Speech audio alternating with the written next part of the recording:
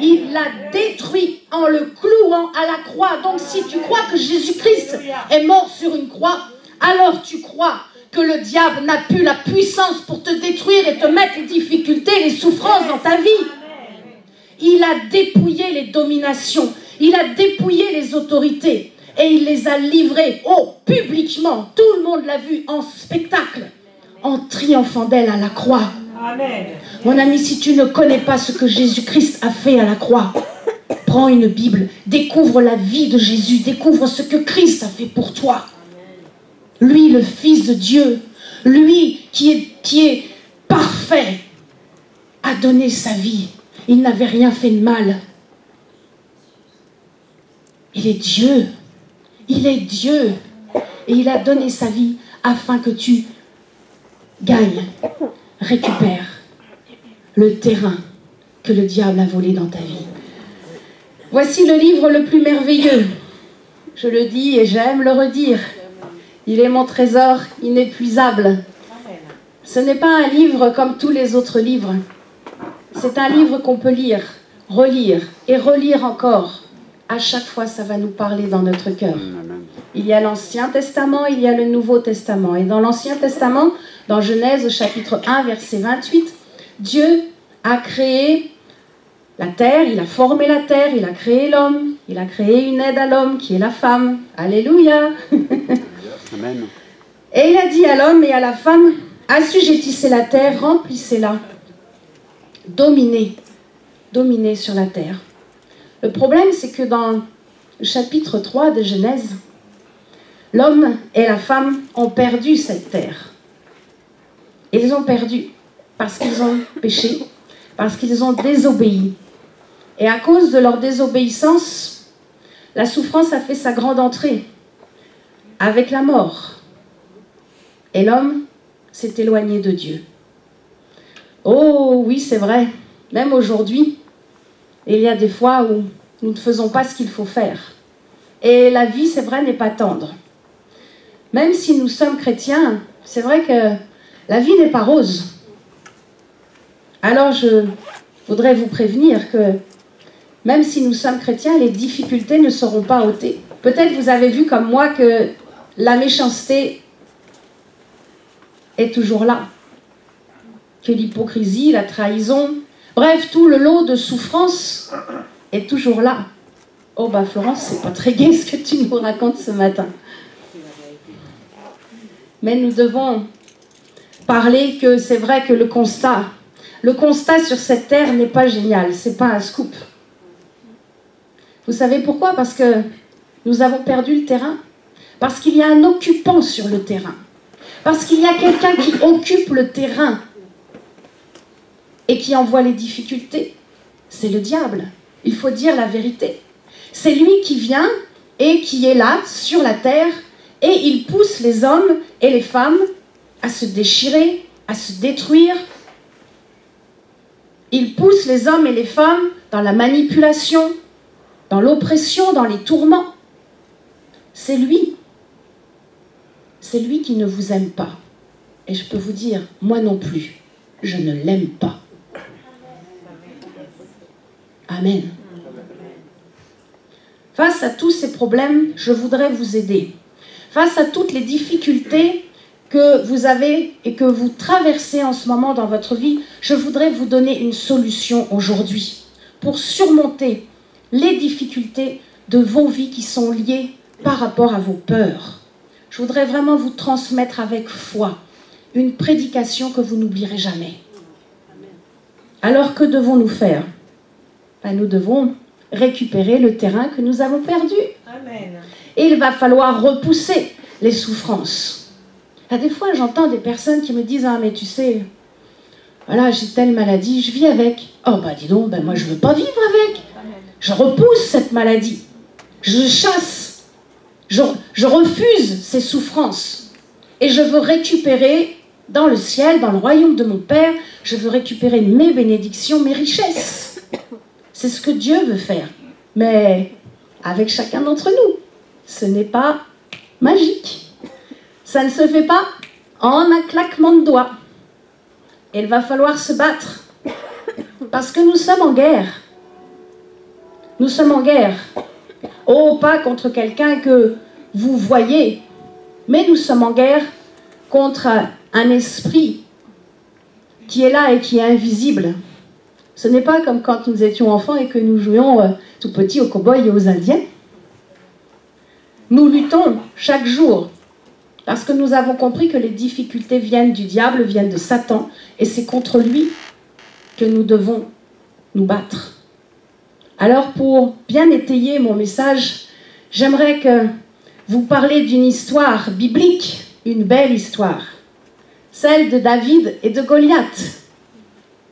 Je crois que c'est l'exemple qui va vraiment nous aider à comprendre vraiment par rapport au combat.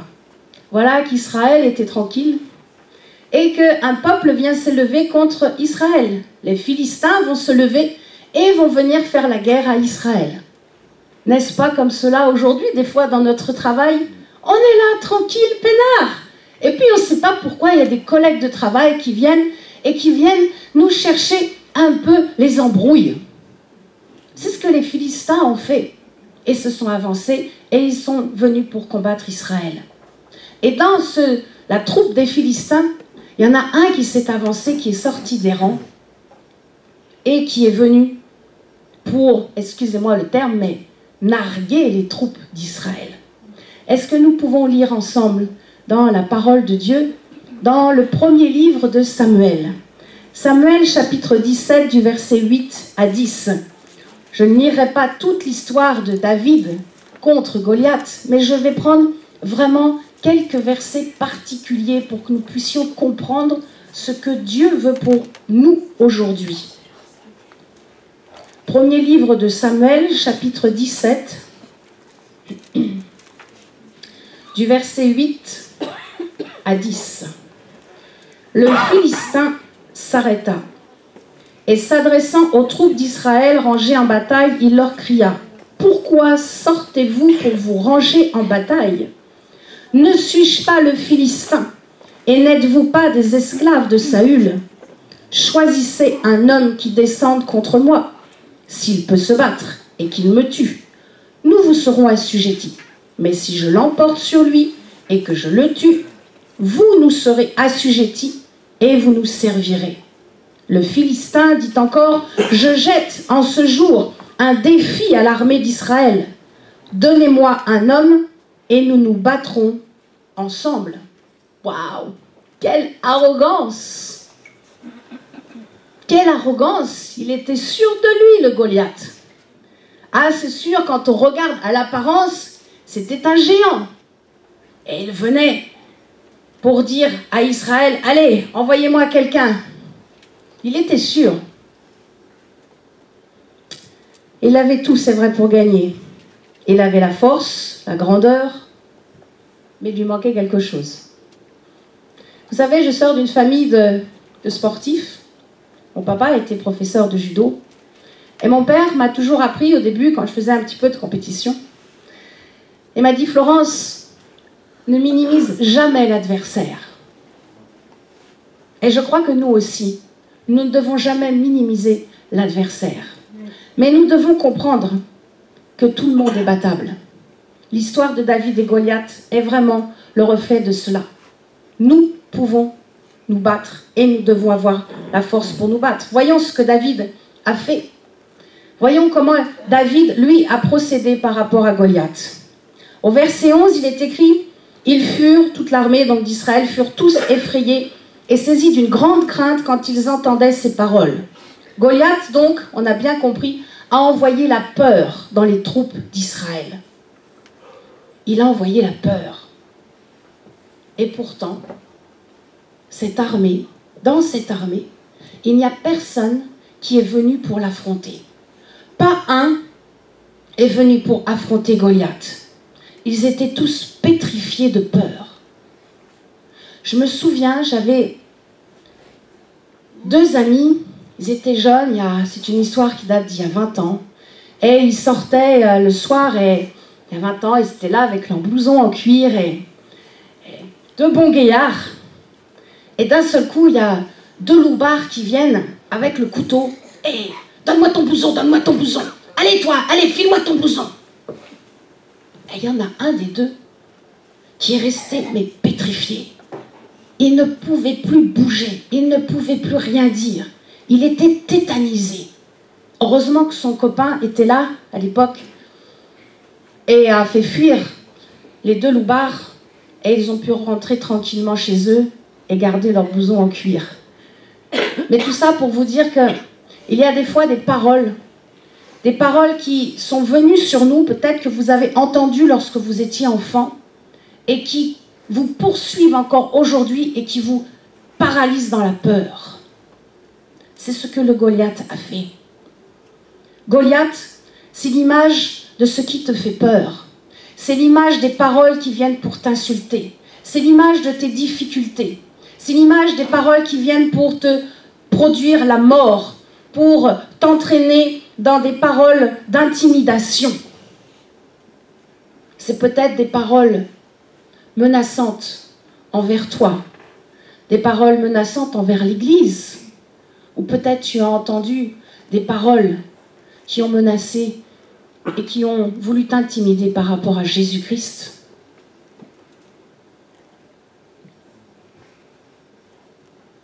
Cette histoire de David à Goliath est vraiment une histoire incroyable.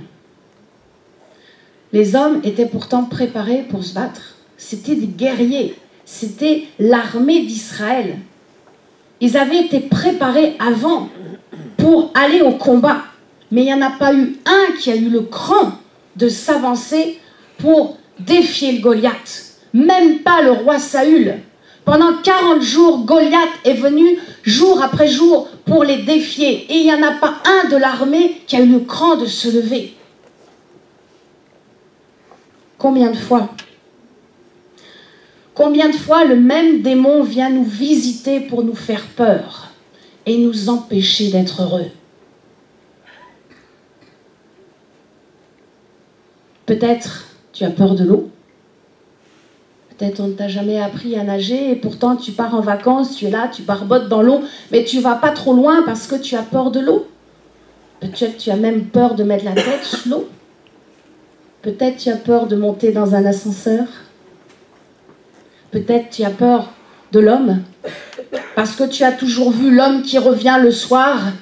Il a bu un petit coup avec les collègues du travail, il est saoul. Et tu as peur qu'il crie sur les enfants, qu'il tape sur ta vie, sur tes enfants. Peut-être tu as peur du regard des autres parce que tu ne te trouves pas bien dans ta peau. Peut-être tu as tout simplement peur aussi de chasser les démons. Cela fait longtemps que tu es au Seigneur, mais tu as peur, tu ne sais pas trop ce que c'est. Et tu te dis non, moi je ne m'aventure pas là-dessus. Vous savez, j'ai toujours eu des bons formateurs. Je me souviens là où j'ai commencé à découvrir la vie avec Jésus-Christ. J'étais avec un pasteur qui s'appelait le pasteur René Lordel, dans une petite église de campagne à Gaillefontaine. Ce pasteur m'a montré un exemple. Il n'avait pas peur. Il chassait les démons. Et lorsque Dieu l'a repris, un autre serviteur de Dieu est venu. Ce serviteur de Dieu a dit un jour, « Oh, mais moi, je ne chasse pas les démons. Je l'ai fait une fois et j'ai reculé 3 mètres en arrière. » Je n'ai pas compris ce jour-là. J'ai dit, voilà, avant, mon pasteur me disait, il faut chasser les démons. Et lui, il dit, il ne faut pas.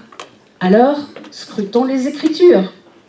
La parole de Dieu dit, dans Marc, chapitre 16, verset 17, « Voici les miracles qui accompagneront ceux qui auront cru.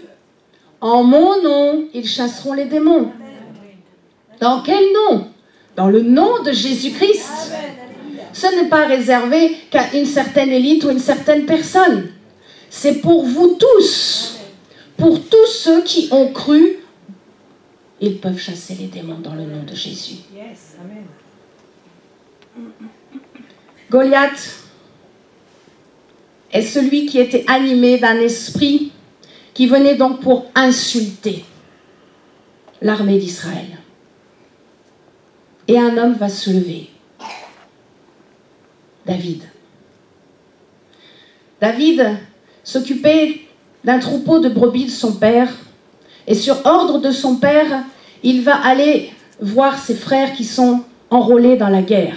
Son père s'inquiète et son père lui dit « Écoute David, laisse les brebis pendant un temps, prends la nourriture et va porter à tes frères un peu de nourriture et renseigne-toi comment vont tes frères là-bas sur le champ de guerre. » Alors David prend son petit baluchon, elle s'en va et il arrive et il voit l'armée d'Israël d'un côté et le Goliath qui était là menaçant.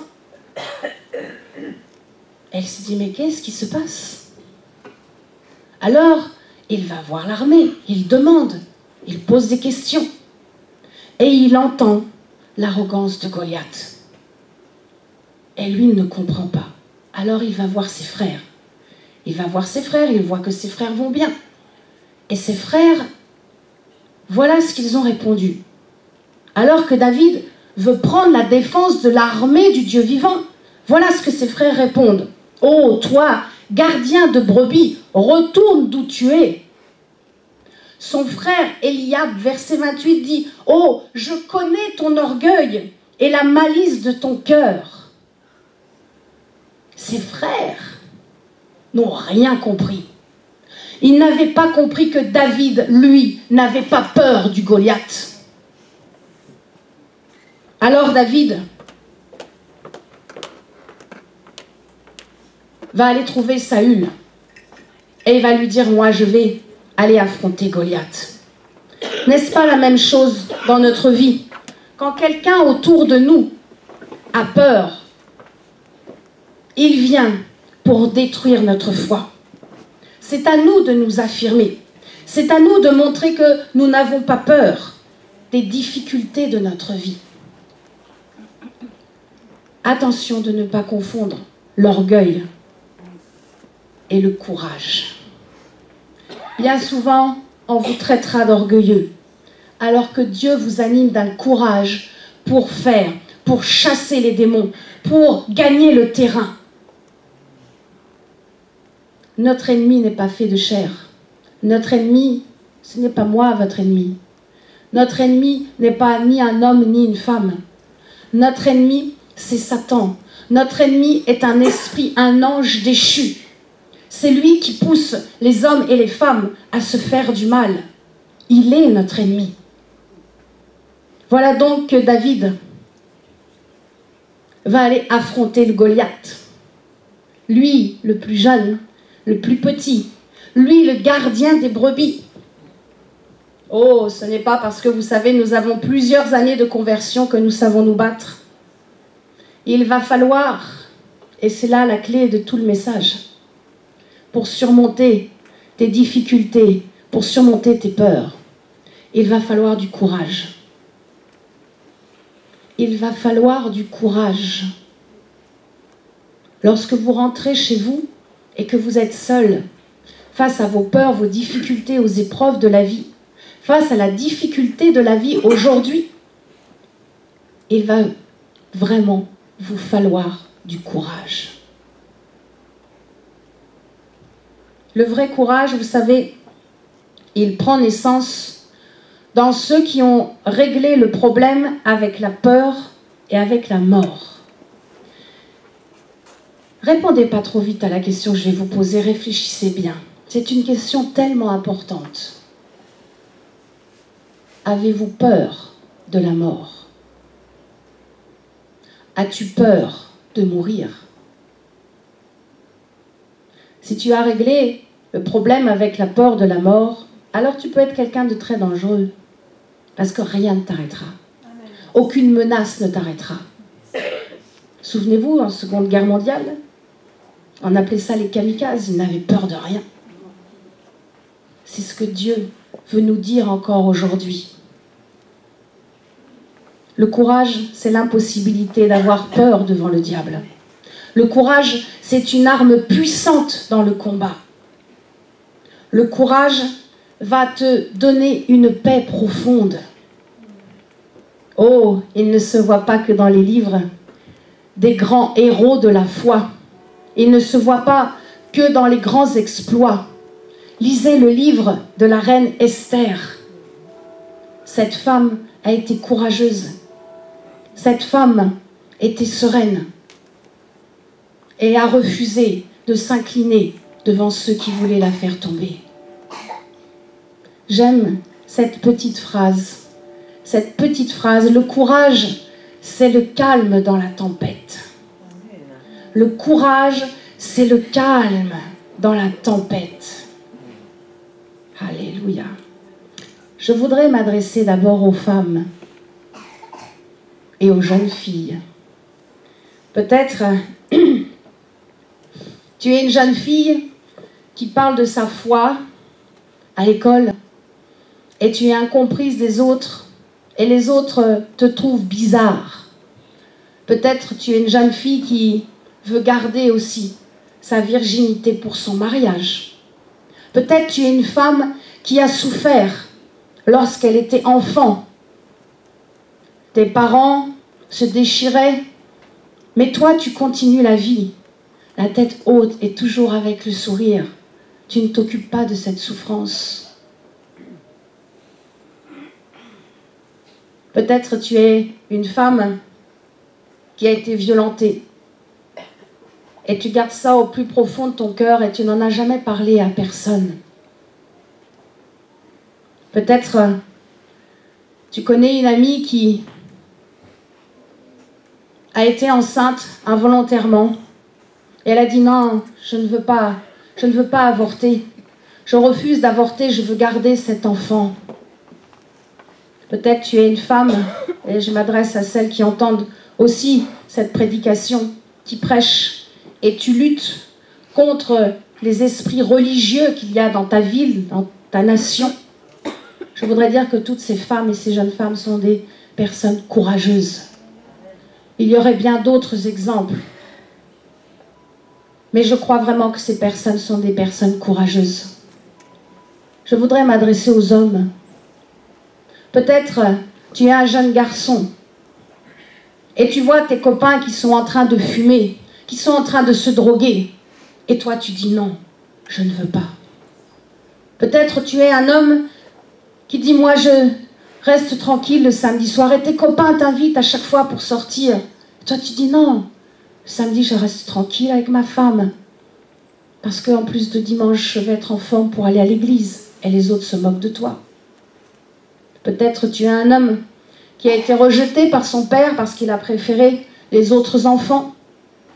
Et quand ton père arrive à la fin de ses jours, tu vas à l'hôpital et tu es peut-être le seul même à témoigner de l'amour à cet homme qui lui ne t'en a pas donné quand tu étais enfant. Peut-être que tu es un homme qui travaille beaucoup parce que tu as vu, quand tu étais enfant, tu as vu ta mère qui faisait le travail et ton père, lui, il ne dessoulait pas du matin jusqu'au soir et tu te dis, moi je ne serai pas comme mon père. Je veux être un homme dans la maison, je veux travailler, je veux que ma femme soit bien, je veux que mes enfants aient tout ce qu'il faut pour qu'ils soient heureux.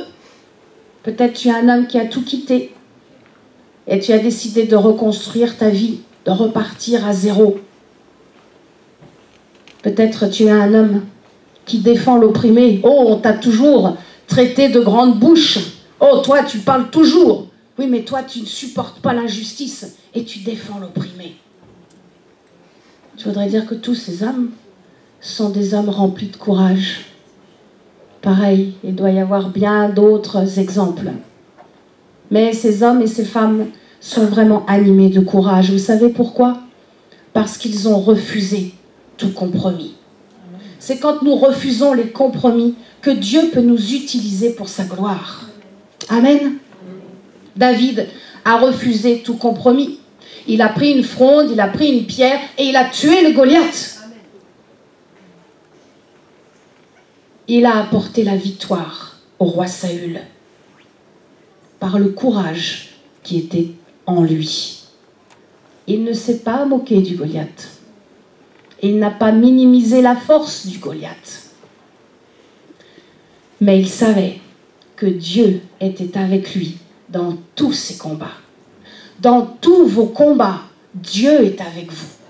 Dans chacun de vos luttes, chacune de vos luttes, chacun de vos combats, ne doutez pas, Dieu est avec vous. Si vous avez accepté Jésus-Christ comme votre sauveur personnel, Dieu, le Dieu d'Israël, le seul Dieu, l'unique Dieu, est avec vous. David. David, ce gardien de brebis. Vous savez, quand on garde un troupeau de brebis, il y a toujours des bêtes qui tournent autour. Comprenez l'image que Dieu veut vous donner ce matin. Nous sommes les brebis. Et il y a toujours quelque chose qui rôde autour de nous. Des loups, des lions, des ours. David savait que lorsqu'il y avait le troupeau, il fallait être vigilant, faire attention, afin que les bêtes féroces ne viennent pas dévorer les brebis. Il savait tuer les bêtes féroces. Et les bêtes féroces, c'est l'image de Satan pour nous aujourd'hui. Demain, si vous avez un songe avec un lion, un ours qui est là et qui se jette contre vous, sachez que Dieu vous prévient, vous avertit qu'il faut prier davantage parce que c'est Satan qui rôde autour de vous pour vous dévorer. C'est ce qui est écrit dans 1 Pierre, chapitre 5, verset 8. Le diable est comme un lion rugissant. Soyez sobres, veillez. Votre adversaire, le diable, c'est notre adversaire. Nous ne sommes pas adversaires les uns des autres. Le seul adversaire qui est notre adversaire, c'est le diable. Il rôde comme un lion rugissant, cherchant qui il dévorera. Résistez-lui avec une foi ferme. Le diable est comme un lion rugissant et il est comme un ours affamé. Nous dit Proverbe chapitre 28 verset 15, comme un lion rugissant et un ours affamé. Ainsi est le méchant qui domine sur un peuple pauvre. J'aime aussi dans Lamentation chapitre 3 verset 10, il est un ours en embuscade, un lion dans un lieu caché.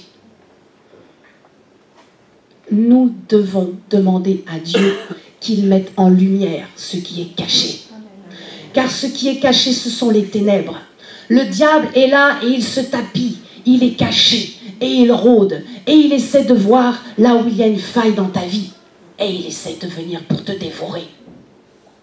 Il faut demander à Dieu, mets en lumière ce qui est caché afin que vous puissiez le combattre. Vous savez, il y a des hommes et des femmes qui sont sous l'influence de ces ténèbres et qui pratiquent ce qu'on appelle la sorcellerie. Cela existe. Et la sorcellerie a une puissance.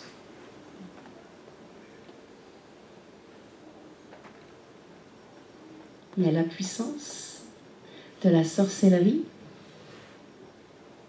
a été détrônée.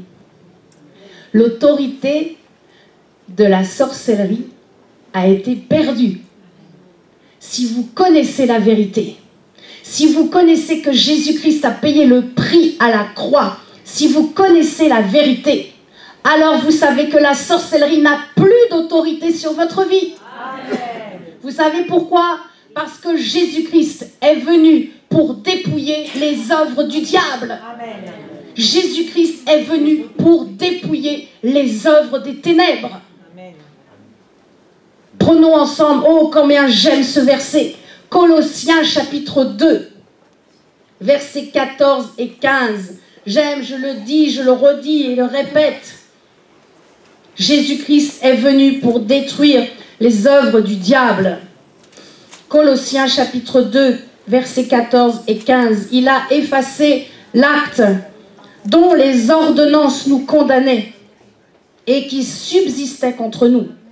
Et il l'a détruit en le clouant à la croix. Amen. Il l'a détruit en le clouant à la croix. Donc si tu crois que Jésus-Christ est mort sur une croix, alors tu crois que le diable n'a plus la puissance pour te détruire et te mettre les difficultés, les souffrances dans ta vie.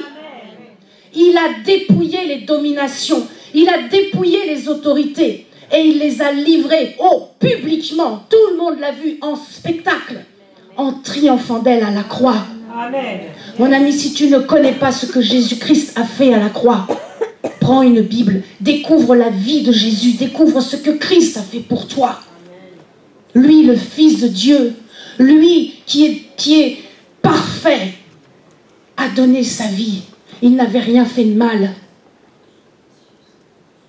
Il est Dieu. Il est Dieu. Et il a donné sa vie afin que tu gagnes, récupères le terrain que le diable a volé dans ta vie. C'est peut-être dans ta vie sentimentale, professionnelle. C'est peut-être quelque chose de très simple dans ta vie. Tu n'arrives pas. Il y a quelque chose qui bloque dans ta vie. Ça, jour après jour, il y a quelque chose, tu ne te sens pas bien. Tu n'es pas heureux. Ce n'est pas normal. Ce n'est pas normal. Tu dois récupérer le terrain. Le diable s'est installé. Il va falloir qu'il dégage. Amen. Toutes nos difficultés viennent de Satan. Mais à la croix, Jésus a tout accompli. Lorsqu'il a dit au Père, tout est accompli, c'est pour nous. C'est pour toi. C'est pour qu'aujourd'hui, tu puisses être au-dessus et dominer sur tes souffrances. Nous devons tout faire pour protéger nos valeurs qui nous ont été transmises, la foi qui nous a été donnée. Et nous devons réaliser nos convictions et nos projets.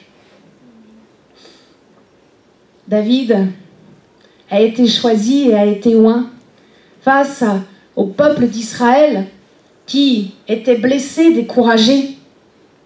David a été équipé par Dieu pour détruire le Goliath. C'est la même chose pour chacun d'entre nous. Dieu veut vous équiper.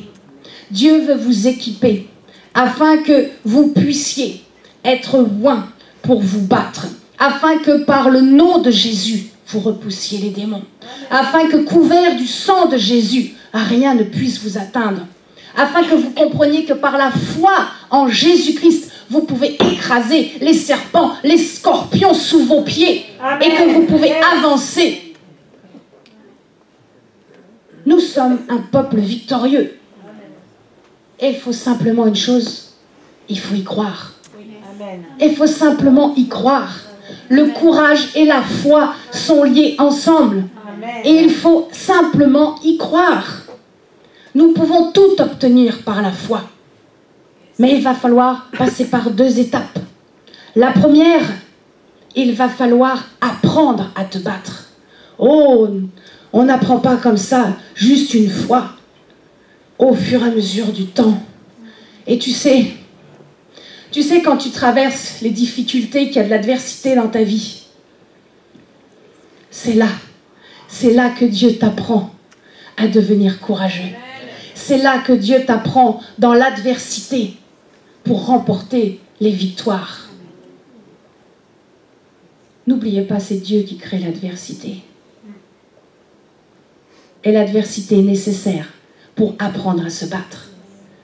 Et une fois que tu as appris, que tu es formé, eh bien tu vas rentrer dans le combat et tu vas te battre. Alléluia. Amen. Dieu ne veut plus que nous soyons des chrétiens passifs, venir dimanche après dimanche, appeler le pasteur, ouïouïouï, aïe aïe aïe. Dieu veut que vous soyez des chrétiens victorieux. Amen. Pour que vous en formiez d'autres. Pour que ceux qui vont arriver demain, ils vont apprendre que eux aussi, oh, je peux alors moi aussi me battre et avoir mes victoires. Bien sûr, tu peux les avoir. Viens, je vais t'apprendre. C'est ça l'Église. Le courage. Le courage ne vient pas de moi. Le courage n'est pas en nous. Nous ne sommes pas courageux. Nous sommes tous des pétochards.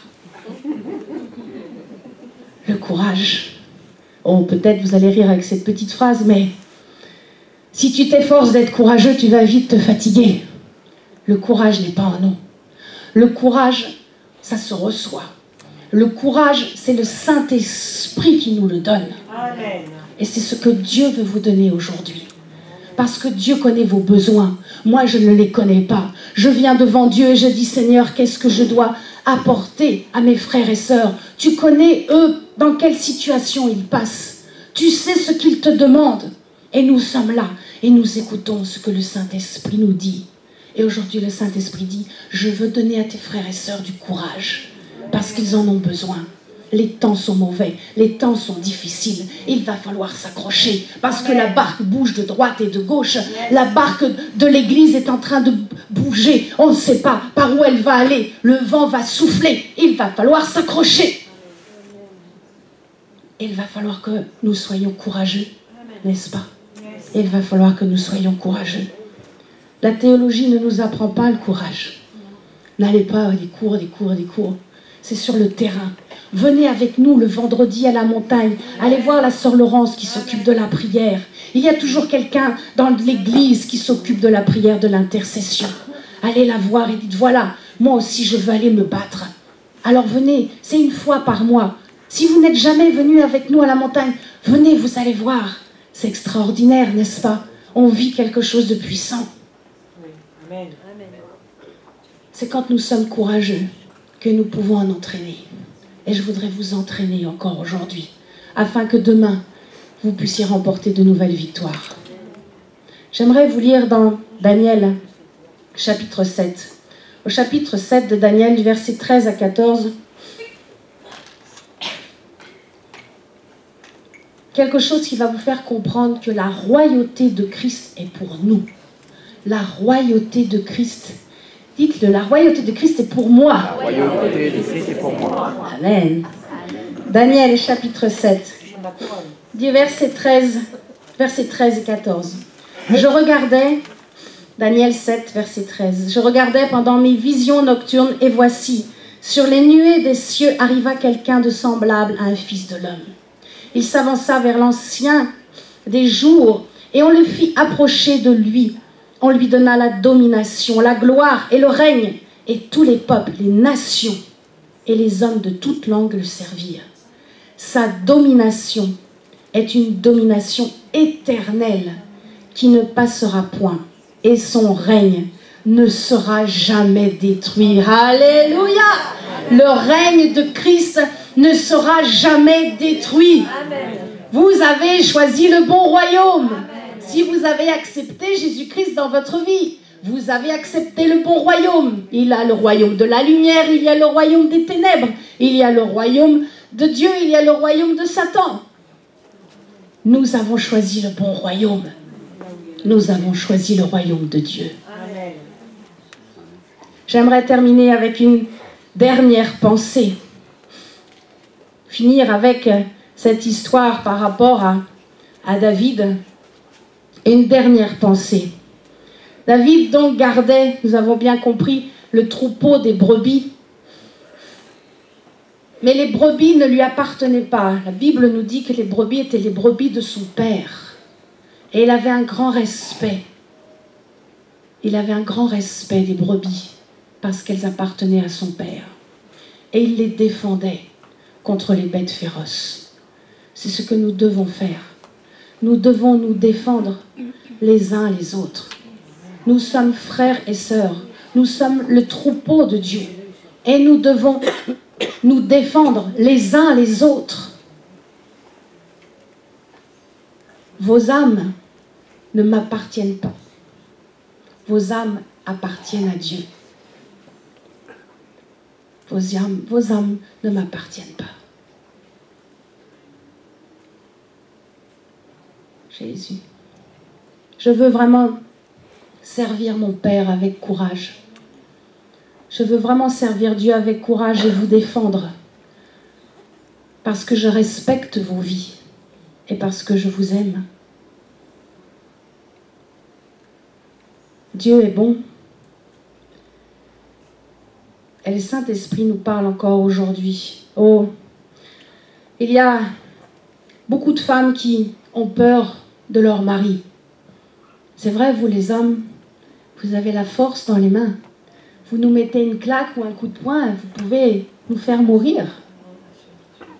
Et puis nous les femmes, nous avons la langue un peu trop aiguisée. Bien souvent, nous disons des paroles qui sont un peu trop menaçantes, avec peut-être un peu trop de haine et de violence. Pourquoi je vous dis cela? Pour faire toujours ce rapport entre notre vie aujourd'hui et l'histoire de David. Quand David allait pour défendre une brebis qui a été arrachée prise dans la gueule d'un lion ou d'un ours, il n'attrapait pas la bête féroce par la queue ou tirait les oreilles.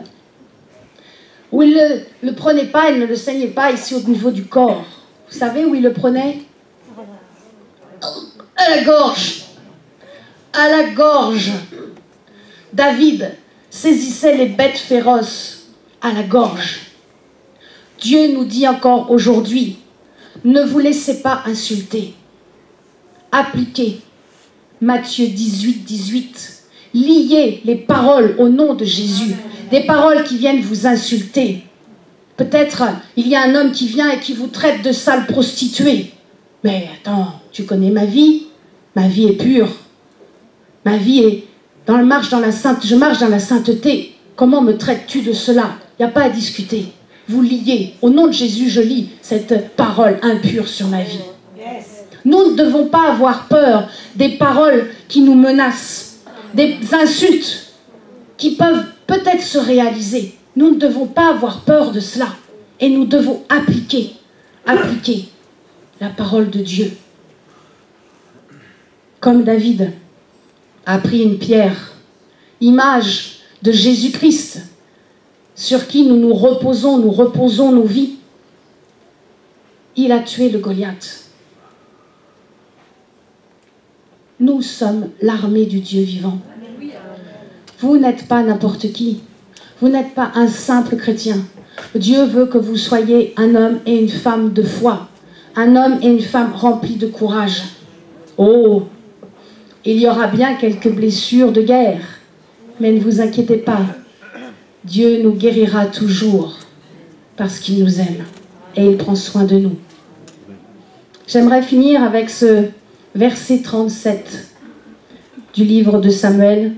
David dira, l'Éternel m'a délivré de la griffe du lion et de la patte de l'ours. Dieu ne veut pas vous laisser avec vos peurs ni vos difficultés. Dieu veut vous donner du courage maintenant pour surmonter vos difficultés, pour repousser toutes ces difficultés. C'est pour ça que je vous invite à vous lever.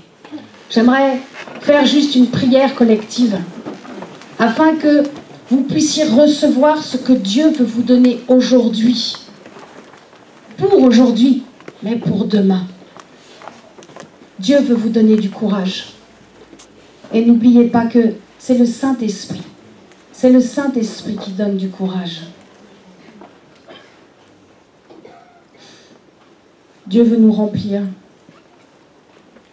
Peut-être tu t'es toujours dit, oh mais Florence, attends, moi je n'y arrive pas, je fais que échec sur échec. Je lis tout cela dans le nom de Jésus. Et je proclame qu'aujourd'hui est un jour nouveau. Je proclame qu'aujourd'hui est un jour nouveau dans ta vie. Parce que le Saint-Esprit veut te remplir de courage. Afin que tu sois un chrétien victorieux. Alors, si vous pensez que vous avez besoin de courage, si vous pensez que là la tempête est trop forte, ne pensez pas que vous y arriverez par vous-même, ce n'est pas possible. Mais Dieu veut te donner le courage pour traverser, pour aller de l'autre côté, pour aller de l'autre bord. Alors place la main sur ton cœur. Et dans la simplicité de la foi, vous savez, la foi, ce n'est pas compliqué. Il n'y a pas besoin de faire des prières pendant 3 heures. Il n'y a pas besoin d'hausser les décibels. Le Saint-Esprit est là. Et dites-lui simplement, Père, donne-moi du courage. J'en ai besoin. Donne-moi du courage. Dans telle ou telle situation, dites votre situation à Dieu en cet instant et demandez-lui du courage. C'est peut-être au niveau de votre corps. C'est peut-être au niveau de votre travail. C'est peut-être au niveau de la famille. Peut-être au niveau spirituel, c'est dur. Je ne sais. Mais demandez-lui simplement. Le Saint-Esprit le fait. Je libère vraiment un esprit de foi et de vaillance sur vous. Dans le nom puissant de Jésus, Maintenant, je libère par la foi, je libère maintenant l'esprit de courage. Recevez ce que le Saint-Esprit veut vous donner maintenant. Le courage, la foi pour affronter, pour surmonter, pour repousser, pour combattre, pour chasser. Dans le nom puissant de Jésus-Christ. Dans le nom puissant de Jésus-Christ. Merci Saint-Esprit. Merci pour ta paix qui descend. Merci pour la validation de ta présence, Père. Que tout être ici présent reparte avec la dose de courage que tu veux leur donner. Tu connais leur vie et je te remercie. Je te remercie, éternel Dieu Tout-Puissant. Merci parce que tout esprit de peur maintenant est lié dans le nom de Jésus. Merci parce que tout esprit de panique est lié dans le nom de Jésus. Merci parce que tout esprit de désertion est lié dans le nom de Jésus. Merci parce que tout esprit d'angoisse est lié dans le nom de Jésus. Et tout esprit qui te fait croire que tu n'es qu'un tout petit à moins que rien est lié dans le nom de Jésus. Je libère maintenant un esprit de force, un esprit de foi, un esprit de courage. Même si l'adversité est là devant toi, je proclame que tu n'auras pas peur des Goliaths de ta vie. Par le nom de Jésus, couvert du sang de Jésus, avec la foi en Jésus-Christ, avec le parler en langue, avec les armes que l'Éternel te donne, tu iras et ils verront que tu es un chrétien victorieux, que tu es un homme et une femme de foi, que tu es un homme et une femme remplis de courage.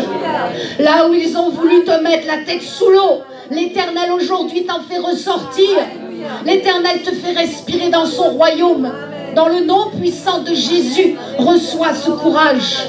Reçois, afin que tu puisses être debout. Car vous êtes les fils du Dieu vivant. Vous êtes des princes. Car vous êtes les filles du Dieu vivant, du Dieu d'Israël. Vous êtes les princesses. Et cette terre est pour nous maintenant. À chaque fois que je marche sur la terre, cette terre m'appartient. À chaque fois que je vais, je sais que Dieu est avec moi. Alléluia. Je ne marcherai plus la tête baissée, mais je lèverai la tête. Parce que Dieu est avec moi dans tous mes combats. Alléluia. Amen. Amen. Amen. Soyez bénis. N'oubliez jamais, c'est le Saint-Esprit qui vous donne le courage. Et mettez la parole de Dieu en application. Amen. Que Dieu vous bénisse.